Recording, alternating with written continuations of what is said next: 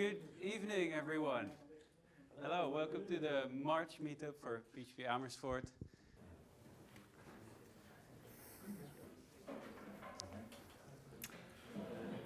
Hi everybody, welcome. My name is Pascal de Vink, and I'm currently a software engineer at TicketSwap, a young startup in Amsterdam. And I'm also one of the organizers of Amsterdam PHP. If you haven't heard of us, we have a meetup next week. Just started. A couple of questions to you, my audience.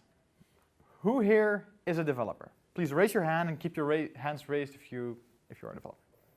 Cool, so that's the majority, like by far. Cool. Who does not intend to be a developer forever? Keep your hands up if you do not intend to be a developer forever. That's about half. Cool, cool. I understand, because development is a pretty sweet job. I understand. Then, who thinks she or he is ready to lead a team? 1, 2, 3, 4, 5, 6. About 7 or 8. Cool, nice. Then I hope this talk brings something new to you. This is my journey, not yours.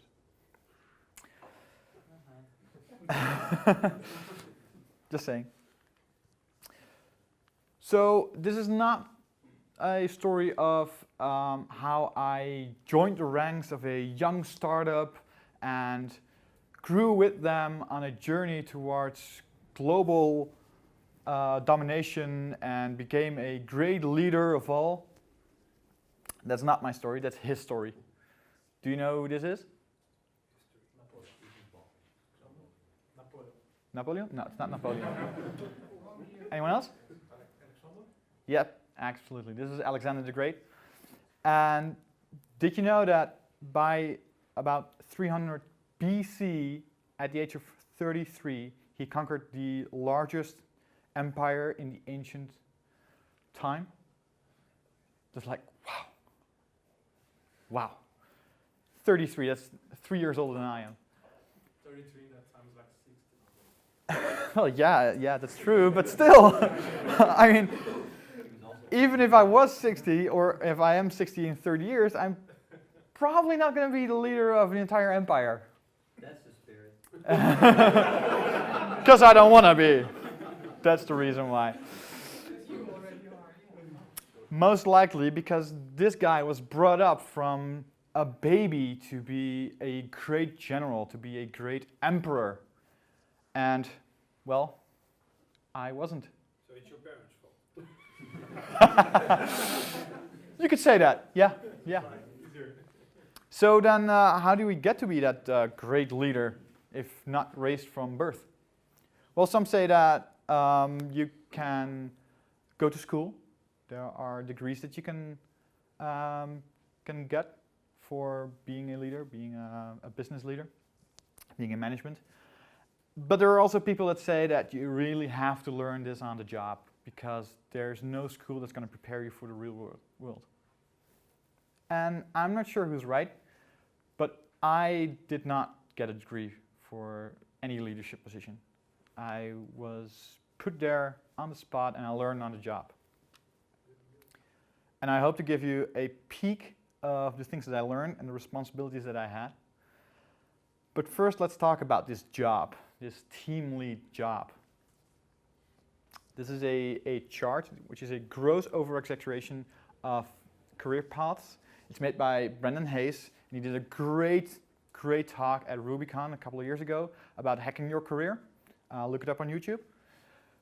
But what he did was he mapped out different career paths that they all started from junior developer, most likely. Doesn't have to be true per se, but most likely.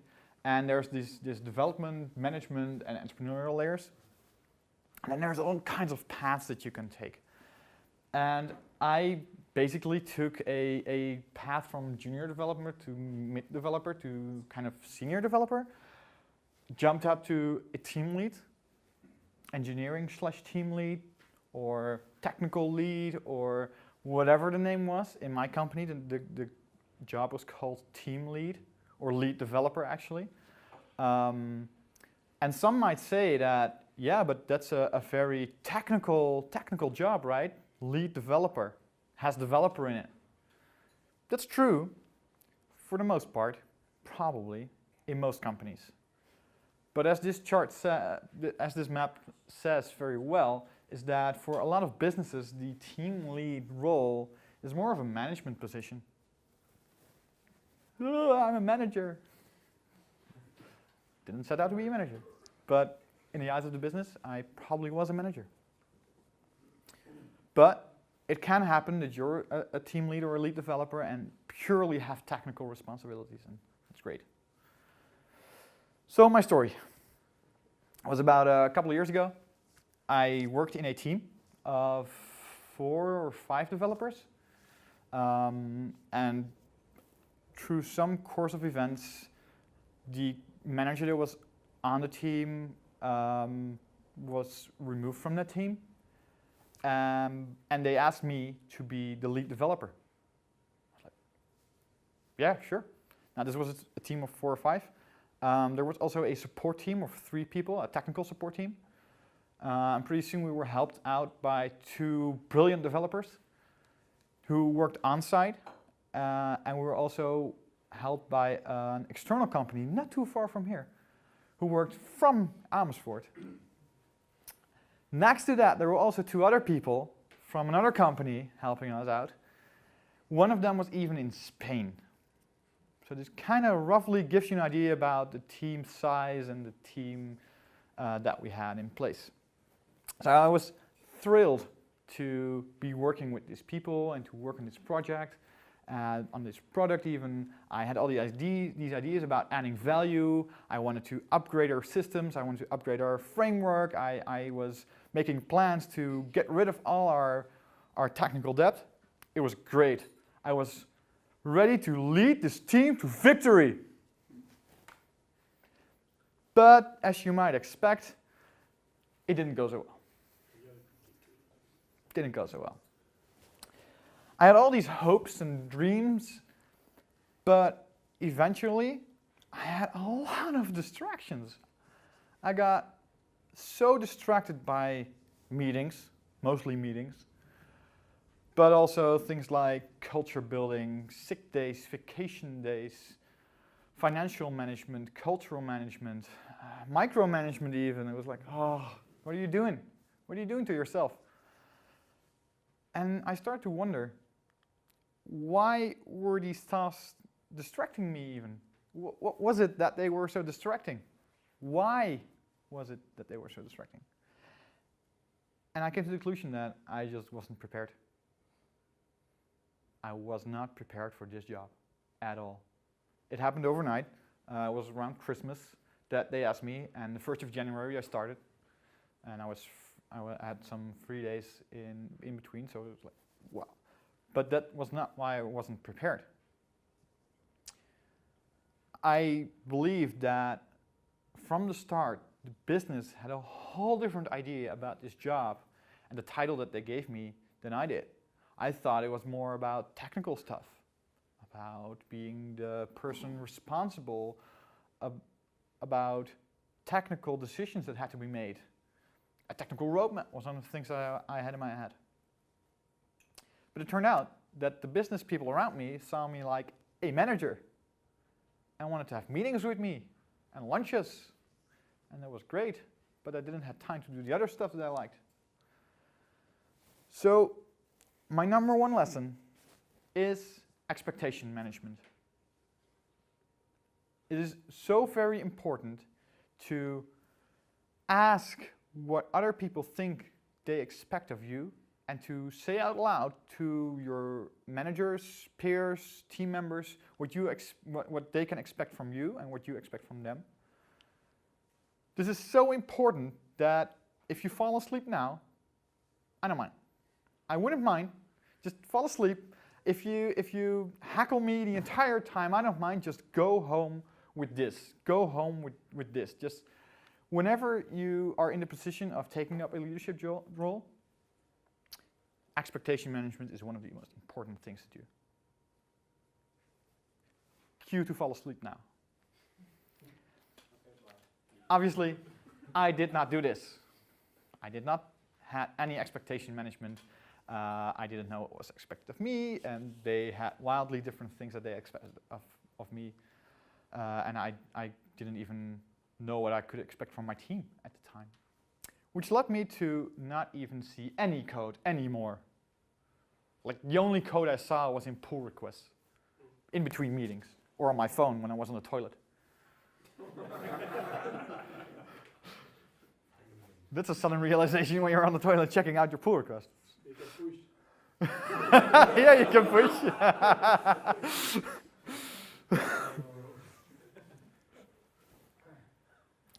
And spending less time on your code is obviously logical because there's a whole new scale of things that you have to do.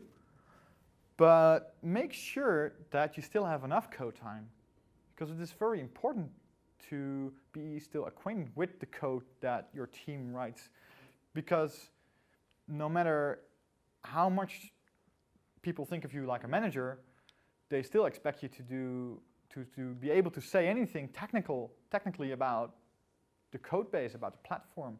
So make sure you're still in touch with the code that people write and that you write yourself.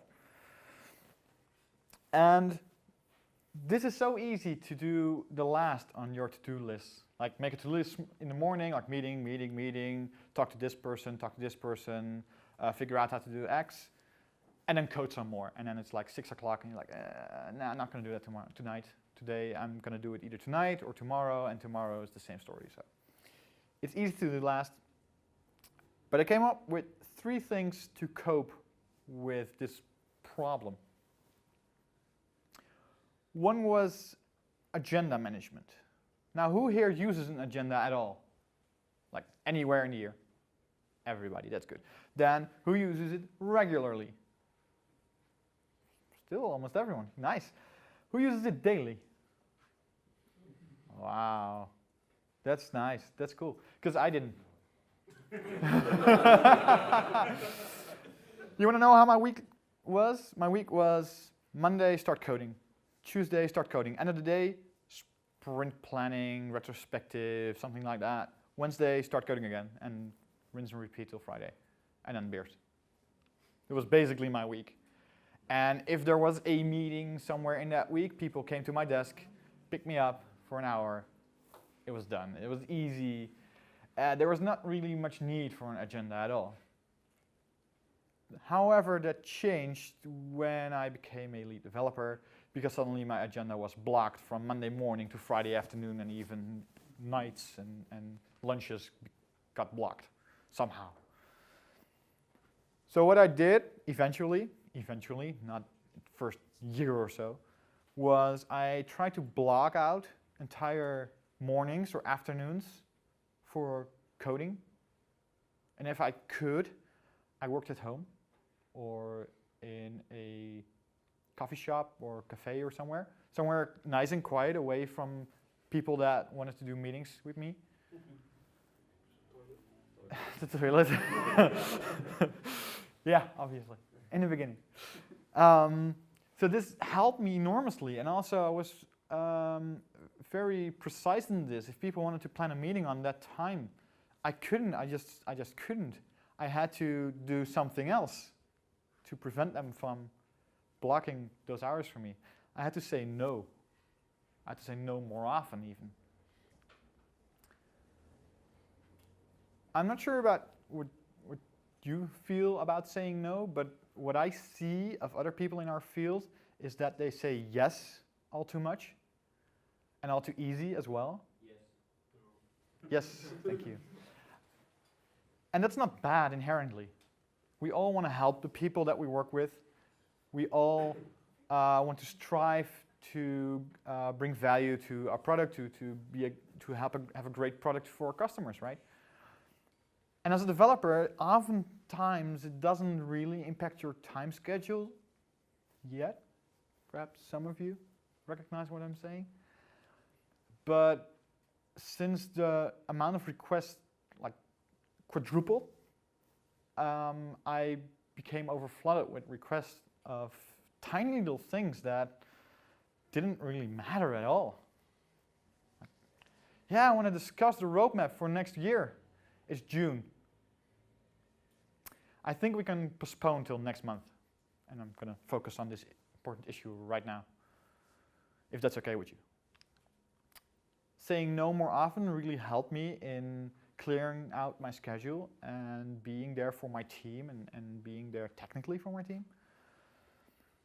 But if you try this at home, do not be impolite about saying no. Don't say no and just let that be done. Offer alternatives. No, I cannot help you right now, but I might be able to help you tomorrow or next week. I'm sorry, I cannot help you right now, but this other person who is also in my team has free time. I know that. Perhaps he or she can help you. Offer different alternatives to their problem, but do not let their problem become your problem. That's basically what people are trying to do, right? And there was a third thing that I found out was very good to have in my tool belt as a lead developer that I didn't come up with earlier, that helped me clear my schedule. And it was delegating. Now, this might seem like an open door. Like, yeah, sure, you're the leader. Of course, you need to delegate. But it wasn't so easy for me to do. Whenever I was asked to a project meeting and there were issues that came out of the project meeting, I found it my job, my responsibility to pick those up. And it took me quite a while to find out that it's not just my responsibility, although I might be the responsible person. It is a team responsibility. It is not asked of me personally, it's asked of the team. And once that clicked, I was able to delegate more. I was very used to rolling up my sleeves and doing it myself, but that wasn't working anymore. So delegating was one of the things that I learned. I had to really learn how to do before I could clear up my schedule even further. Next to that, it also helped me get a better bond with my fellow teammates. Now, what's best, for me at least, were the times that I was able to start delegating. Like, there's this whole problem, and I know you can fix it. And then people said, no, I'm sorry, I'm not confident enough to fix it. You really have to help me. Those were actually the best of times, because then I was able to prepare somebody for doing tasks alone and without my help, and like I said, delegating. Plus, I got to get in some code time. So for me, it was like a double high five. And also, bringing the problems to the team made them come up with more creative solutions than I ever could. People love to help you out, especially because that's their job. We're paid to help each other out in a team. So why not? Let's do that. And it was very hard for me to accept, but once I did, it was a great feeling.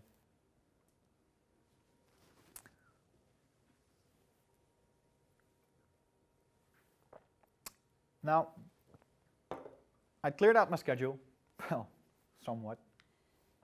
I said no a lot, although not everybody heard it. And I was delegating, somewhat. But there were a lot of other things that kept me busy. Things like culture and culture building. When you're with a team of about 12 people, especially when you're divided across an entire country or even a continent, it's very important to have a kind of culture. So you have to ask yourself, what kind of culture do you want in your team? I, for one, think that a good culture promotes good ideas, where people take responsibility and are not afraid to do that as well. And they present ideas and they are valued. These are things that I value a lot. And it is said that the culture of any organization is shaped by the worst behavior the leader is willing to tolerate. Okay, so I had all these high values, things that I liked, things that I liked seeing in people, but what was then the worst behavior that I was willing to tolerate? I don't know, go to work drunk. Didn't really seem like a problem that we had currently. People coming in later because they had a rough night. Didn't really bother me. People leaving early didn't bother me either. But people leaving early without transferring knowledge about a very important project and then hitting the proverbial van. Now, that was not something I was willing to tolerate. In fact, I got a little bit angry about this. Like, why do you do this? Well, I didn't really scream or yell, but I was furious. Like, I'm not willing to tolerate this. Yeah, except next retro, when we talked about it all calmly, turned out transfer did happen. People did take the responsibility. I just was not trusting enough of my team. Damn it. Another lesson. I had to let it go. I had to put faith in my team. These were good people hired to do a job. They're professionals. They're not babies. If they need something, they'll ask. And if not, I'm willing to help them with that, of course. Or I should be willing to help them with that. But I had to let it go. I had to let go of my micromanagement style that was not working. And once I tried that, at least, I immediately saw in return that people were more trusting of me and were more relaxed around me and were not afraid to ask things of me that they previously perhaps were. I'm not sure. Couldn't look into their heads, fortunately. So my conclusion was that the culture of an organization or a team is also shaped by the best behavior a leader is willing to promote. That's the flip side of it. And that's basically what you as a leader are doing when it comes to culture. I've seen mediocre teams led by people that were not willing to promote any good ideas. And, you know, those teams were fine and they built on for years and years, and then someone new came along, disrupted the entire team, and everything went to hell. Not something that you want to, a position that you want to be in. I think trust and promoting behavior, and especially best behavior, is an important building block. It's like leading by example. This is a very important thing for me. But there's more that you can do, and there's more that I found that I can do to our team culture. One of the things is mentoring.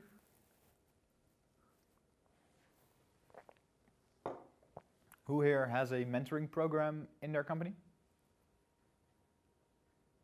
No one? Oh, that makes me a sad panda. Wow, too bad. Yeah. Oh, implicitly. Okay, well that's a good start. Most companies, I guess, do not really define a mentoring plan as sorts. Only real big companies do that, probably. And you don't have to make it very official. There's no reason to have weekly meetings or bi-weekly meetings or anything. But I think, as a person, that it is very beneficial to connect people with each other, to learn from each other on a more one-on-one basis than that we often do in teams. So I often try to connect more senior people with more junior people, and not to learn in a one-way street, but in a two-way street. Because I believe that junior people, although they might be junior in their technical skills, have other skills that they can tap into and teach, sort of speak, to a more senior developer who might not have thought about any of these skills. So there's a two-way street mentoring. It's also a way of venting. If you have any problems at work, vent them to someone else. And it doesn't really matter who that is. It can be anyone. It doesn't even have to be someone in your development department. It can be anyone.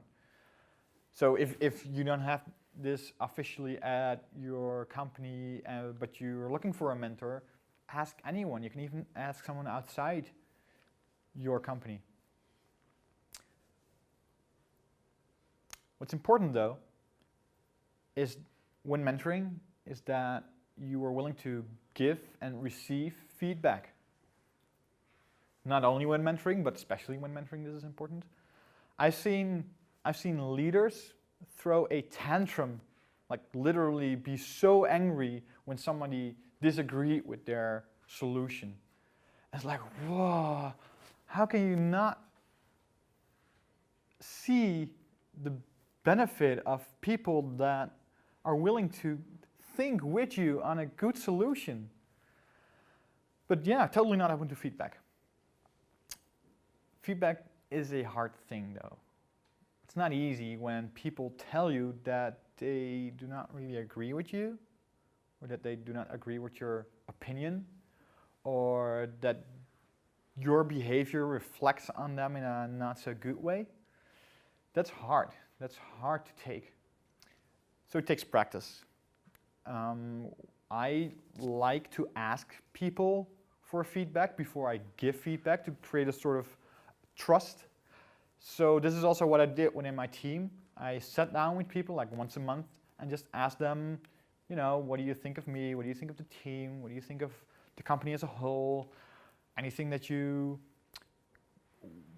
are willing to improve or that you see that needs improvement? Anything that perhaps brought negative feelings towards you? Things that might not come up in a retrospective because they're very personal. They were open to talk to me about those things that happened. And in turn, I asked them if it was okay for me to give them feedback. And oftentimes it was, and we had a nice discussion about things. And try to improve each other. That's I think, the main point, try to improve each other. In fact, my utopia of feedback in a team is where everybody in a team, no matter your position, be it a leader, be it a junior developer or even an intern, can give feedback to each other freely without feeling bad about it or untrusted. That's my utopia for a team. I sadly have not reached that utopia yet, but it's my goal.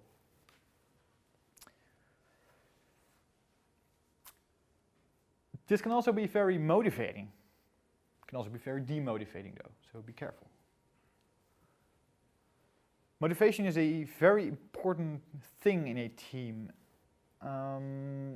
I've seen my team, my own team, and other teams that I was a part of and other teams that I was not a part of, lose motivation over problems, over small things that happened over time, like the little drops in the bucket.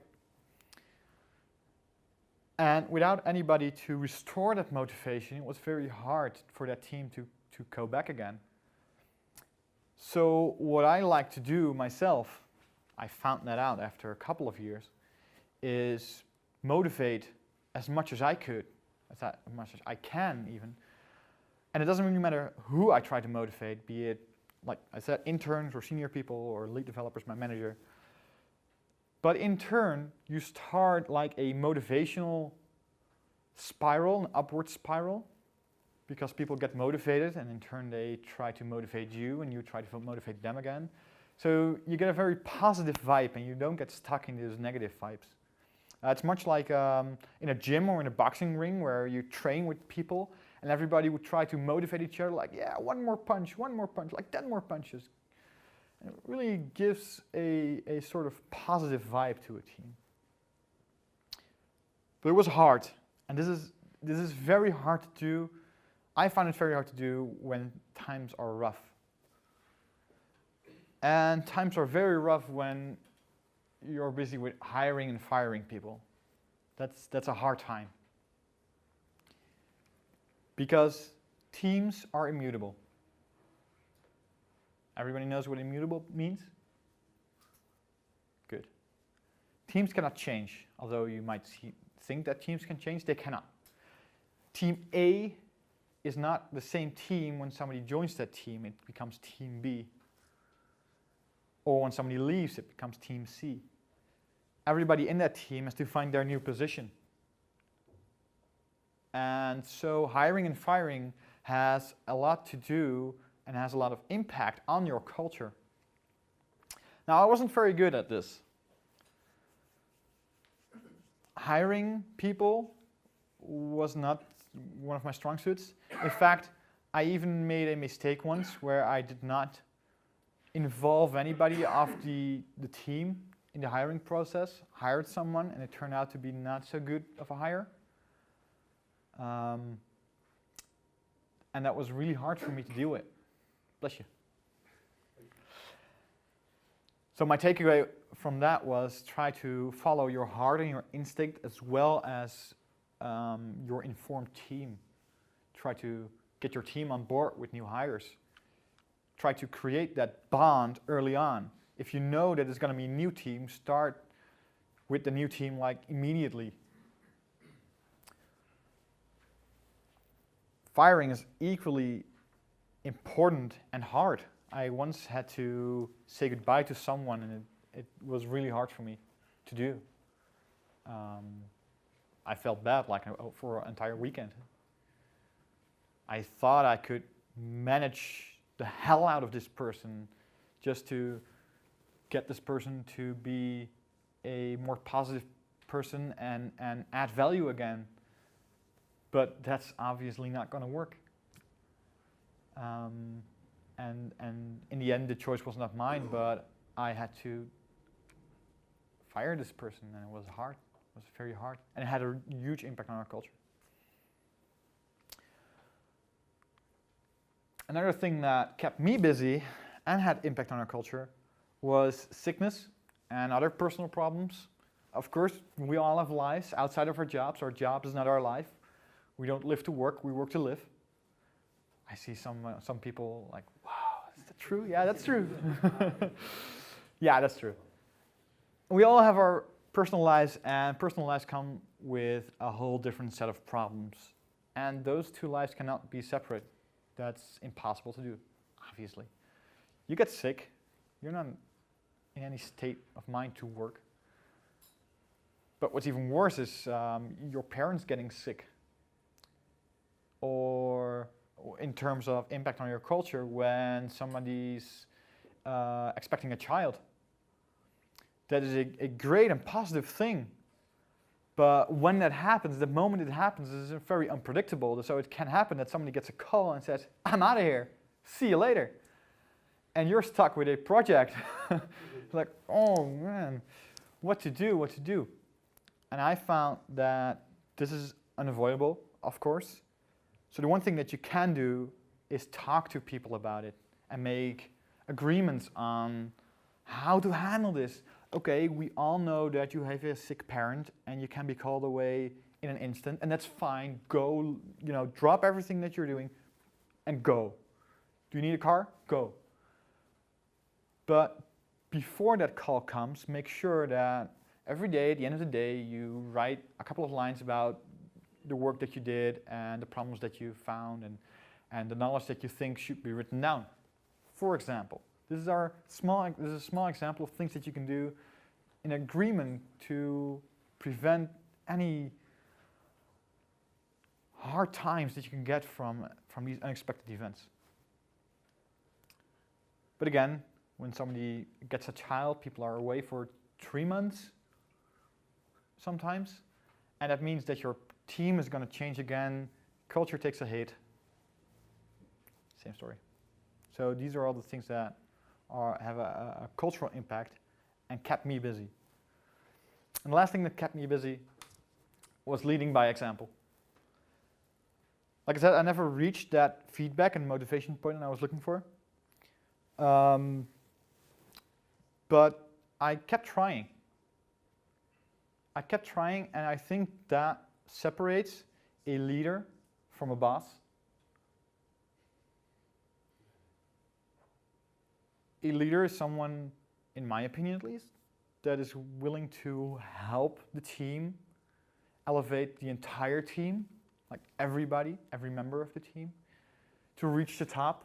And sure, it could take a little longer to reach the top as an entire team, but it's way better than to be the boss, standing on top of that hill and losing people, falling down, smashing on the ground, splattering all over the place.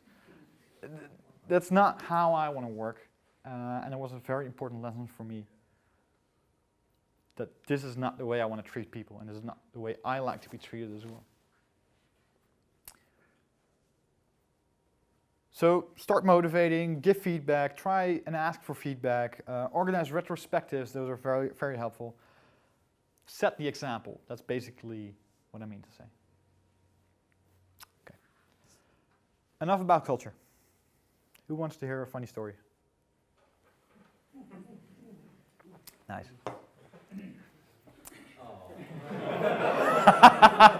Aww.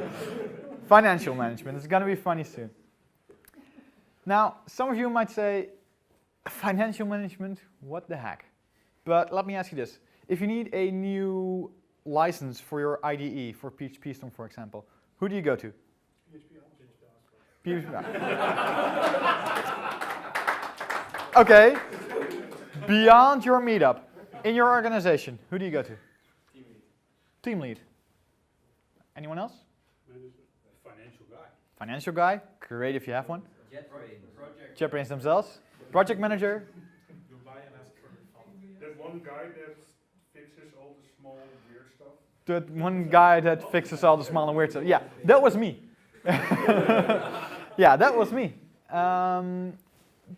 Basically because there was no one else doing that. Of course, I didn't have a company credit card, so I in turn had to go to someone else. But the only way that worked, the chain of command worked, was because I gave my seal of approval. It was a very bureaucratic company, very large company as well. So I had to give my seal of approval on a purchase, and then, somewhere down the line, someone would pay this, and 8 weeks later, we get an email from JetBrains with a license. That's how it worked. That was a fast one. It was a fast one, yeah. Now, I'm not the best when it comes to financial management. Even in my personal life, money comes in, automatically a couple of bills are getting paid, and what's left is for me to spend the rest of the month. It's basically how I live my life. But that's often not how organizations want you to spend their money. Really weird. Basically not. So one day, my boss comes up to me and she says, that company that we're hiring for the last 6 months, this was around June. This company that we're hiring, the company that bought Sun Microsystems and MySQL.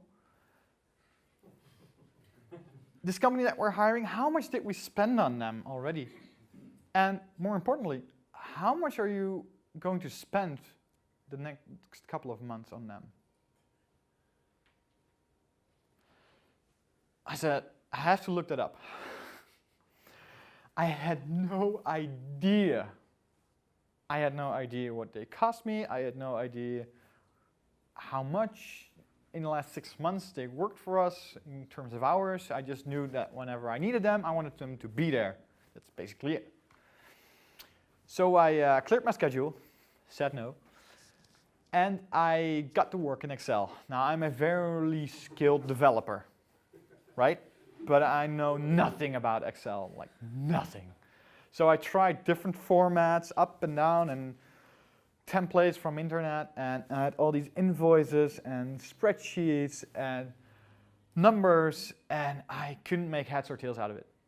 It was 6 o'clock and I went home. I thought, it's not very productive for me to sit here and be alone and work it out over here. So I thought I'm just gonna go home, have a meal, and then, be behind the computer for the rest of the evening or even the rest of the night if I have to.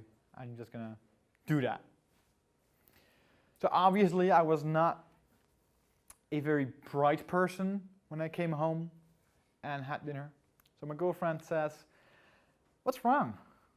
Why are you so down?" So I told her the story. And she said, "You know what? Give me 30 minutes." I was like, "Ooh, what's going to happen?" "Just sit on the couch and I'll go behind the computer. Give me 30 minutes. So I put on some Netflix, and I'm not even sure which series again, or I slept, I don't know. 30 minutes later, she comes up to me with this. And she says, "All you have to do now is fill in this number on the spread on the invoices that you have here, on all these invoices, and automatically does everything for you. Like the number of hours they worked for you, what that costs you, and it projects for the next 6 months what it's gonna cost you if they keep continuing like this." It's like, oh my God, this is a godsend. This is great. She saved my life in that moment. I was overwhelmed with joy. And this was great. This was great. It was a lifesaver. But I also realized I could have prevented this, right? It was easy to prevent if I had looked at this a little bit sooner. Perhaps even as soon as when I was not a lead developer yet. Even though I never thought I would be confronted with these problems, yet there I was, being confronted with them.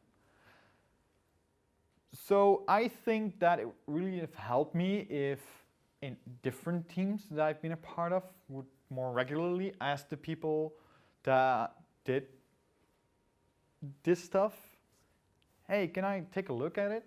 Can I take a look at those books? Can I take a look at your accountant or administration?" Just, I'm not very interested in the specific numbers. You can blank them out if you want, but I'm interested in the inner workings of it. I'm interested in, what kind of budget does our team have? What do we spend in a year? Where does the money go to for our team? Because I don't see it.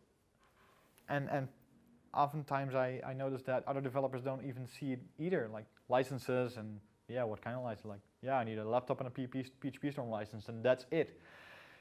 Probably that's not it.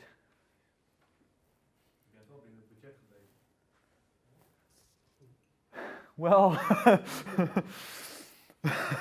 that remains to be seen. Well, no, I was at that moment within budget. But later on that year, things happened that forced us to make some cuts, unfortunately. So learn from your current leaders when it comes to financial management. Actually, when it comes to everything that they do and that you want to do and think you're not prepared for. Another very important trait for me as a lead developer, it wasn't that important for me as a developer, was public speaking.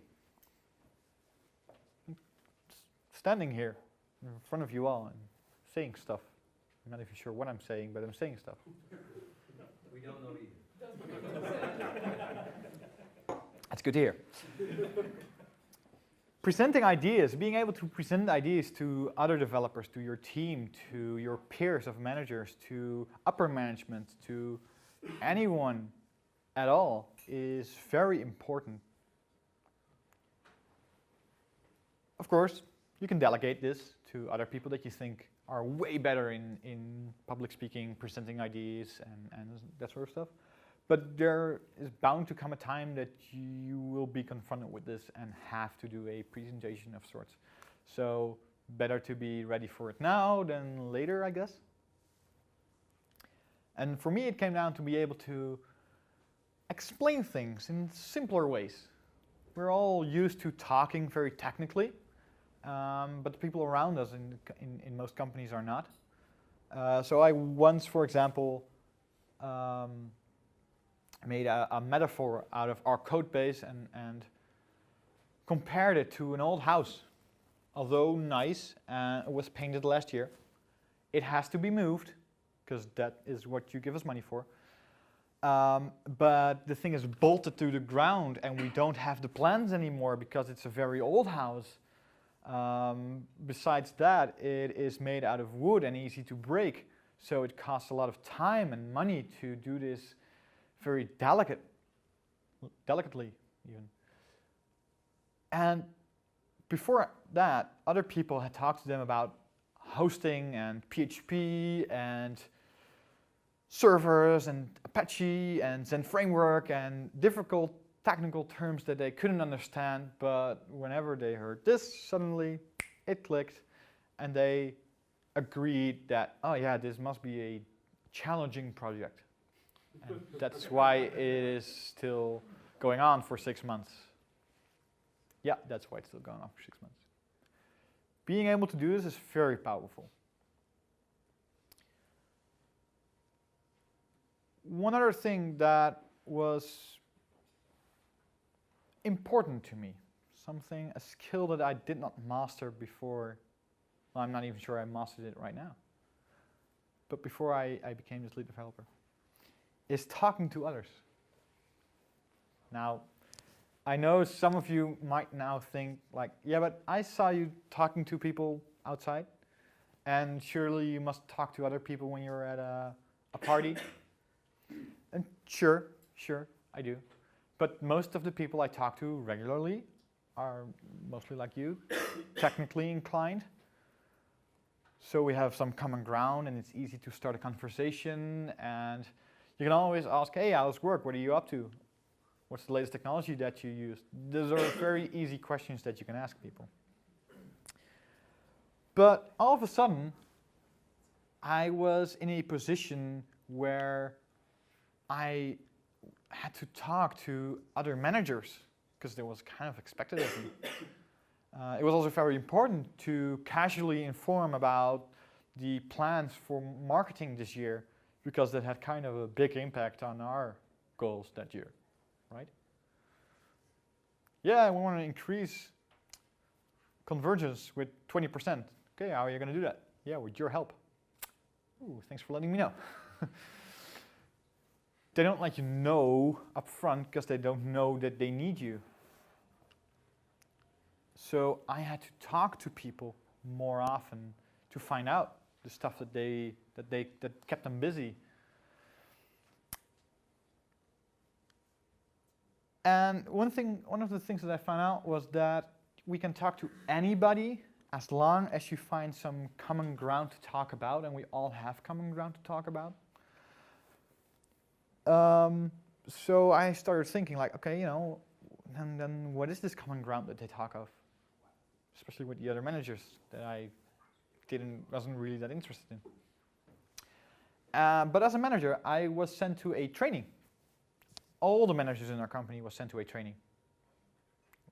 So we all had the same experiences at that training. It was several weekends, and not everybody was shifted with each other in teams. So we all had different experiences. So it was quite nice. So from that common ground, it was very easy to start up a chat. Hey, how was the weekend? How was that exercise? How was your team at that? And from there, take it off and find more common ground. Turns out most of the people were interested in cars. I wasn't. Some drank tea. I drank tea. Some drank coffee. I didn't. All of those kind of things that you see either have common ground or not. To find it out takes some time. But it would have really helped me if I started out with this earlier, like way earlier, like, just talk to people more often. People not only within my team, even on Friday drinks, I was mostly standing with my own team, but talk to other persons in the company. Like, ask the CEO how he's doing. Okay, that might be out there for some people in very big companies. It was certainly true for me. We had 3,500 people in our company. So the CEO was not someone that you approached very easily. But still, he's a human. You can talk to him or her. It's doable. But also other people that are in other departments. Ask them about their day, their weekends, their children, their musical tastes, anything. It really opens up a lot of doors if you do this earlier than I did.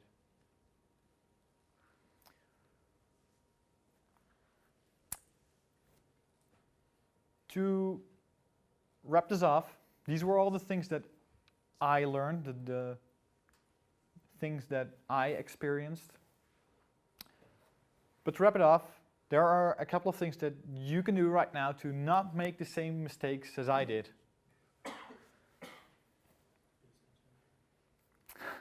Yeah. For example, start mentoring. Start a mentoring program in your company. You do not have to be any sort of manager or leader in your company to do this. Just pop it up as an idea and see how other people think about it. If this is not possible within your company for whatever reason, talk to other people. Perhaps even here at a meetup group. You're with like-minded people. Should be easy to find someone that wants to mentor you or wants to be mentored by you or something. If that is all not possible, there's also phpmentoring.org. Also phpmentoring.org. They renewed their website. It's a website where you can sign up to be a mentor or a mentee, and you can connect yourself to another person and plan in a Skype meeting. Just talk about things that keep you busy, things that you want to get off your chest, things that you need help with. Another thing that you can do is come to WeCamp. It's in 6 months. It's 1 week, well, midweek on an island, working on a very fun technical challenge whilst being coached by people that are there for you, that want to mentor you, that want to listen to you, and want to make you better than you are right now. It's also a very good thing to do. Asking for help. Like I said, learn from your current leaders and ask them or other people for help. This is a very important skill that I learned. Like I said, delegating is not something that I was born with, a skill that I was born with. So I had to ask my team members for help with a problem, was how it felt. I had a lot of trouble with this, but it really clicked for me when I read this book by Amanda Palmer. It was given to me by Stefan. Thank you for that. And I recommend reading it. There's also a great audiobook if you don't have the time to read books. It's a great audiobook.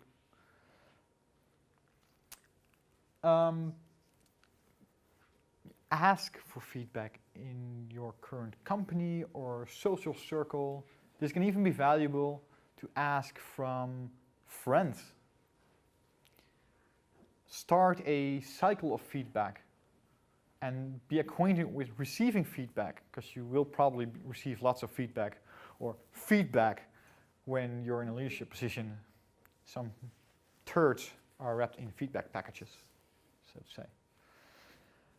So get acquainted with how it is to talk about your actions and how they have consequences on others, and how to formulate your own feelings towards other people in a way that doesn't hurt them but gets your message across, or just plain make each other better persons, better developers.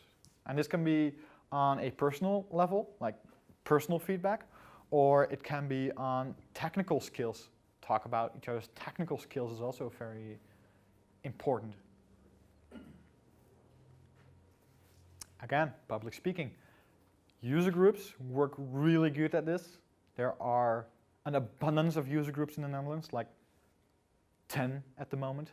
So if you want to start public speaking with a fairly large group, ask PHP Amersfoort. They'll probably have a spot somewhere in a couple of months. But also, if you want to start smaller, do Friday afternoon meetings with pizzas with your team, or brown bag lunches where somebody prepares a 10-minute or 15-minute talk and the other people just sit, listen, and eat their lunch. All these different ways that you can do, that you can use to get acquainted with public speaking, and you're in charge of picking the size of your audience. Like if you look at this crowd, it's like 35 people, I believe. It's pretty full. 35 is a pretty good crowd. but whenever you come to a conference, it might be double that amount. So if you want to be ready to speak at a conference, try and get more exercise with those amounts of people. When you know that you might have to address your entire company of 500 people, you know, that's a good exercise to be at that conference.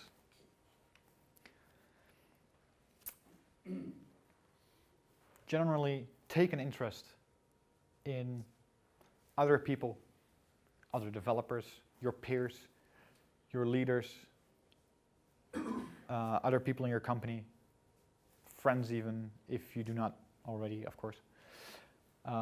Because there's so much that you can learn from them, from their experiences, and from what they have to say to you or about themselves, or the things that they learned.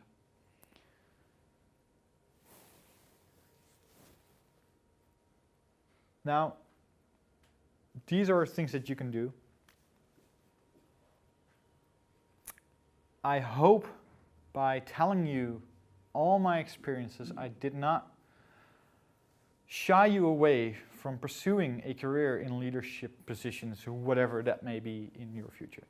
Or if you're currently a leader, to run back to development again. Because I think that a career in development is one of the best that you can have in this day and age, in 2016. But it doesn't have to suck to take up a leadership position. I know that although all the things that I've learned might be very negative, I think I've become a better person because of it. And I hope to one day become that great leader that I set out to be. Thank you. Any questions?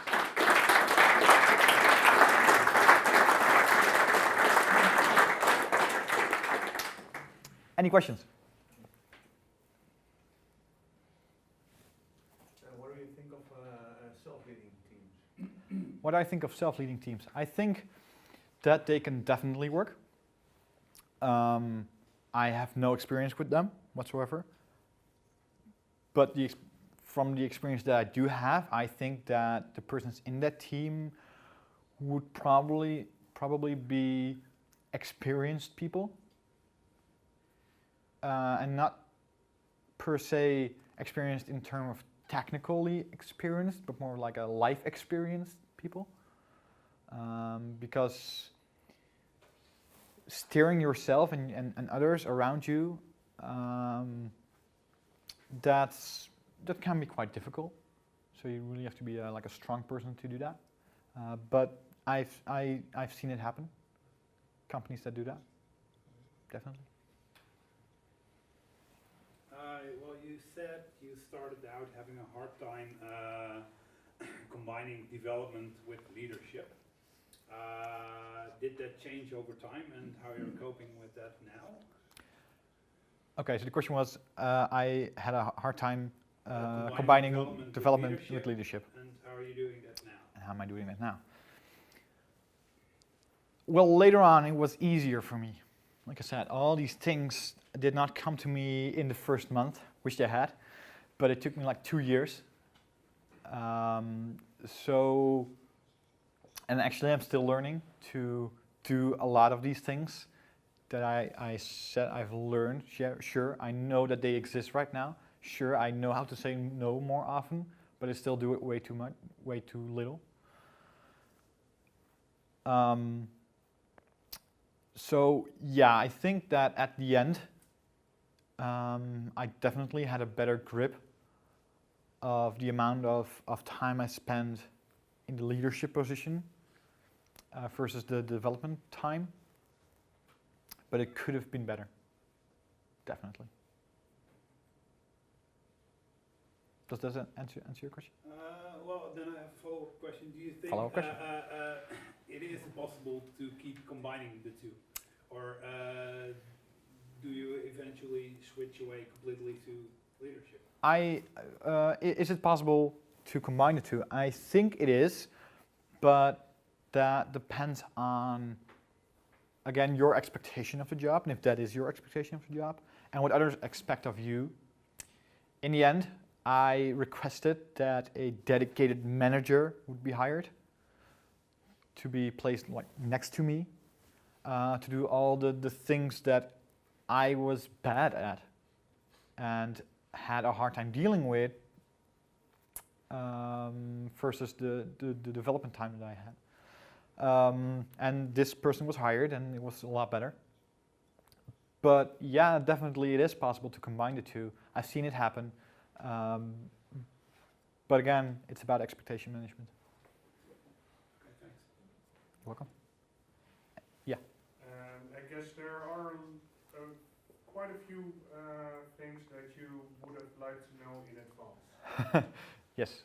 But is there anything that you kind of have to experience to learn that you cannot say to your former self?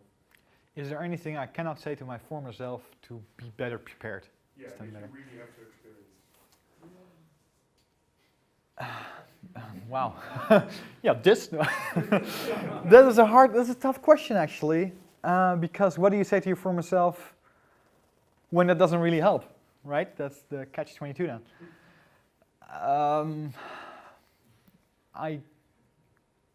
I'm not sure. Let's ask it another way. Is there anything that's easier to learn by experience versus someone telling you? What's easier to learn by experience than someone telling you? I guess that things like delegating are definitely things that you have to learn on the job. Because sure, there's all these theory about how you can approach people, but still, if you do not have any hands-on knowledge about how to use that, it's worthless for you. And for me, it was very valuable to experience not being able to code anymore, although I would not recommend it to anyone. It was very valuable to me. So yeah, there's that. Does that answer your question? Yeah. Great. Anyone else? Okay, great.